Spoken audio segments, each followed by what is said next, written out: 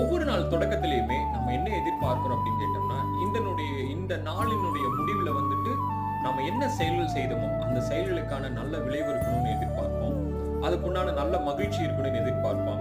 அல்லது ஒரு நல்ல வெற்றி இருக்கணும் அப்படின்னு எதிர்பார்ப்போம். சோ இது எல்லாம் நம்ம எதிர்பார்த்து தான் அன்றைய நாட்களில் நம்ம எல்லா வேலைகளையுமே செய்துட்டு இருக்கோம். இப்ப நம்ம செய்யக்கூடிய வேலைகள்ல நல்ல வேலைகளும் இருக்கலாம், தீமை தரக்கூடிய வேலைகளும் இருக்கலாம். அது 2வது விஷயம். ஆனா நம்ம எந்த செயல் செய்யற மாதிரி இருந்தோம்னாலும் அந்த செயல் வந்து ஒரு 100% உங்களுக்கு சாத்தியமா அமையணும். நீங்க எதிர்பார்த்த அந்த வெற்றியை கொடுக்கணும் அப்படின்னு நீங்க நினைச்சீங்கன்னா, உங்களுக்கு தேவை என்னன்னு கேட்டோம்னா, அது அந்த இறை அருளின் மூலமாக மட்டும்தான் அந்த வேலையை செய்ய முடியும். ஏன்னா இறைவனுடைய அருள் அப்படிங்கிற ஒரு விஷயத்தோட நம்ம ஒரு வேலையை செய்யும் பொழுது அது இறைவனுடைய வசம் ஒப்படைக்கப்பட்டதா போயிடும்.